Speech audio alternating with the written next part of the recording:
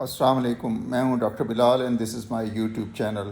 آج کی اس ویڈیو میں بات کروں گا کہ جب کوئی نیکی کا کام کرتے ہیں تو کیسے خیر و برکتیں آتی ہیں، اور جب کوئی انسان گناہ کرتا ہے تو کیسے اس سے مختلف برکتیں رحمتیں ختم ہو جاتی ہیں۔ حضرت عبداللہ بن مسعود رضی اللہ عنہ حضور اقدس صلی اللہ علیہ وسلم کا پاک ارشاد نقل کرتے ہیں کہ اپنے آپ کو گناہوں سے بچاتے رہا کرو۔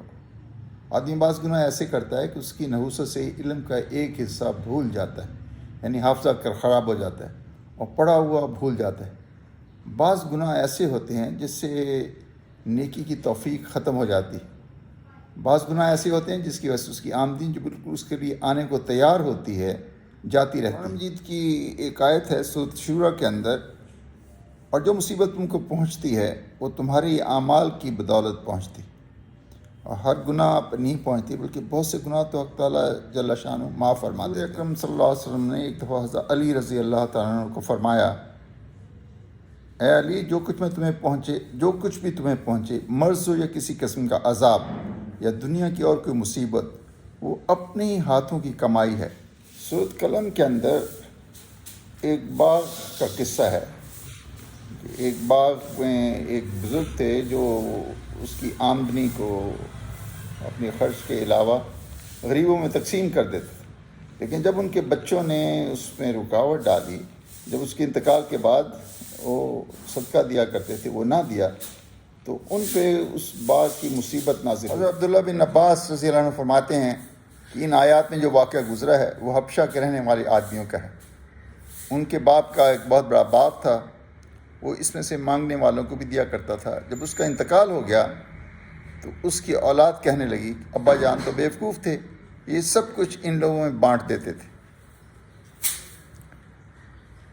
پھر قسمیں کھا کے کہنے لگے کہ ہم صبح ہی سارا باغ کاٹ لائیں گے اور کسی فقیر کو اس میں سے کچھ نہیں دیں گے۔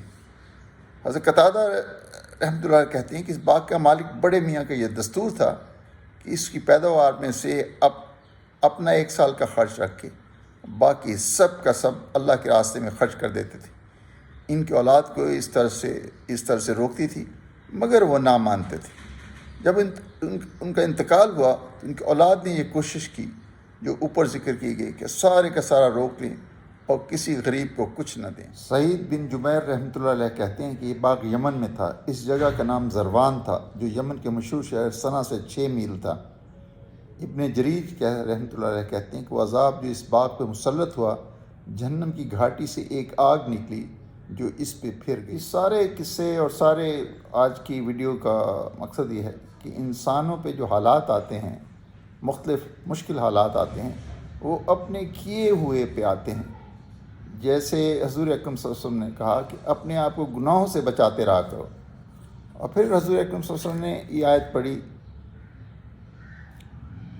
فطاف علیہ طائف من ربک، اور فرمایا کہ یہ لوگ گناہ کی وجہ سے اپنے باغ کی پیداوار سے محروم ہو گئے۔ اللہ شانہ ہمیں مختلف گناہوں سے بچنے کی توفیق عطا فرمائے اور نیکیاں کرنے کی توفیق عطا فرمائے۔